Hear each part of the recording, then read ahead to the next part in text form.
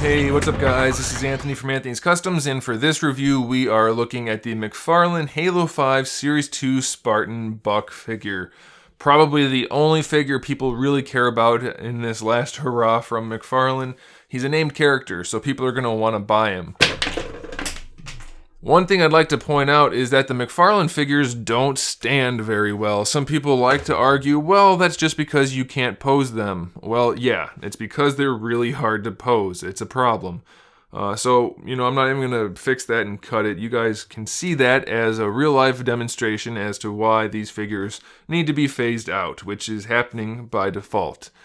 So he stands roughly 14.5 centimeters, which makes him just about 5.5, a little over 5.5 inches. Of course, if you straighten his legs and things like that, you can change the height slightly, but that's roughly what it is.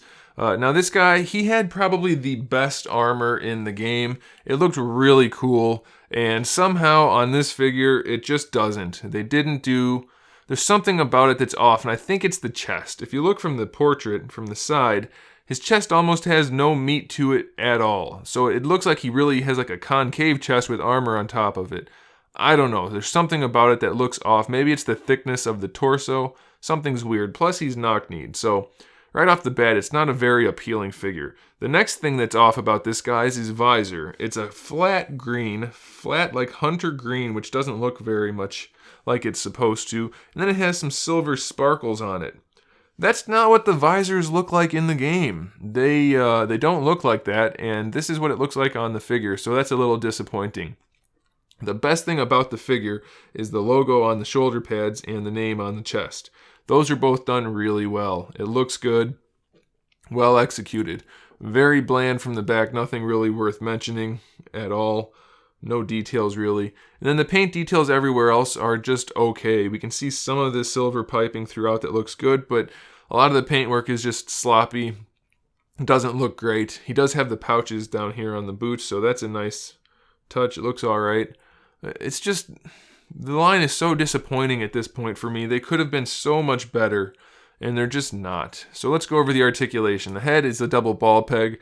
Has really good range of motion for the head, so that's a good thing. Shoulders have a fixed hinge, a little bit of range of motion, not very much. That's it. Of course, you can rotate them.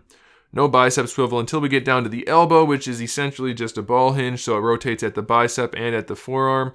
Can't quite get 90 degrees out of it. The wrist has the same type of joint, it's just a little bit smaller, so you can move the hands a little bit, but due to the sculpt, they're fairly limited. For the torso, I think it's a single ball peg, could be a double. You can lean him back a little bit, you can lean him forward a little bit, and lean him side to side a little bit.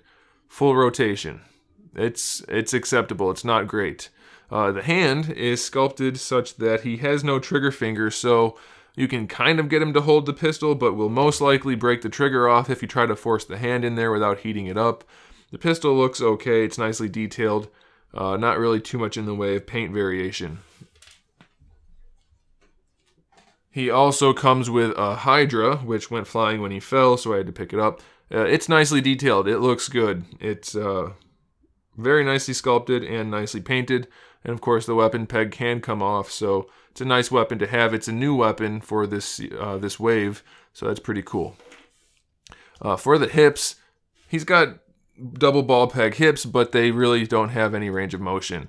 Barely any forward and back, and barely any side to side, so you're not going to get him into any poses other than standing slightly aggressively. That's about it.